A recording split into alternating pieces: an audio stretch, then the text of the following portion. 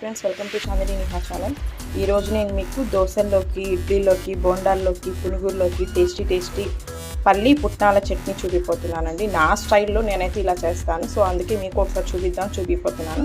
ఒక బౌల్ తీసుకొని దాంట్లో కొంచెం ఆయిల్ వేసుకొని హీట్ అవ్వాలండి.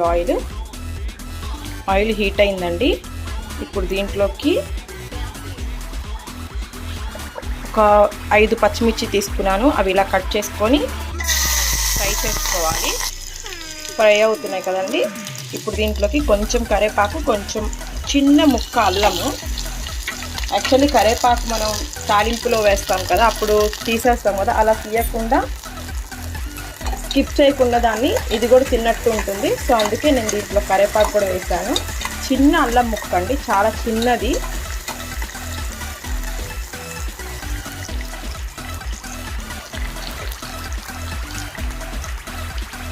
కొంచెం జీలకర్ర, ఒక 1/2 టీ స్పూన్ జీలకర్ర,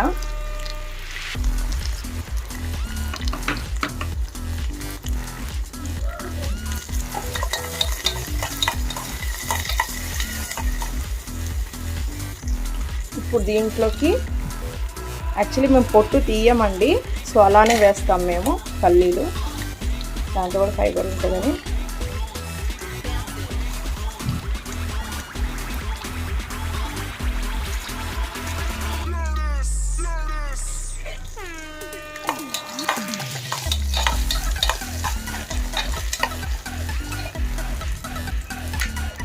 యాక్చువల్లీ ఈ ఫ్రై చేసిన పల్లీలే, సో ఇంకొంచెం దాంట్లో పచ్చిమిర్చి వాటిలో ఫ్రై చేస్తే టేస్ట్ బాగుంటుంది, అందుకే అలా ఫ్రై చేశాను.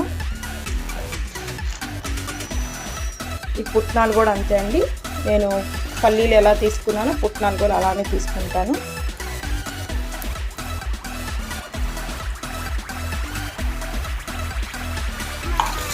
ఒక 2 మినిట్స్ ఫ్రై చేయడం.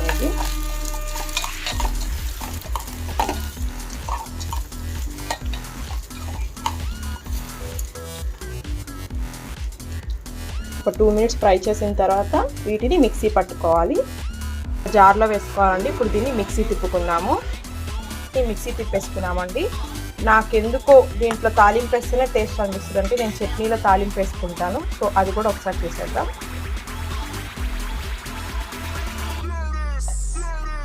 కడాయి పెట్టేసుకున్నానండి తాలింపుకి. 1 స్పూన్ ఆయిల్ వేసుకుంటే చాలు. కొంచెం పచ్చిపప్పు వేసానండి,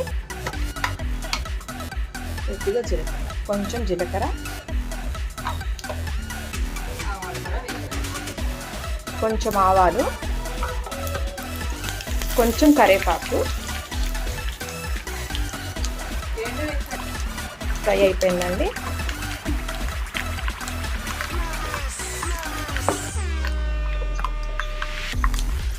ఇప్పుడు దీంట్లో వేసేసుకోవడం.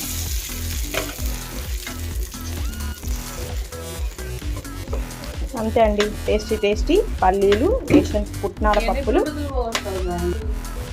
వేసిన పప్పులతో చట్నీ అండి.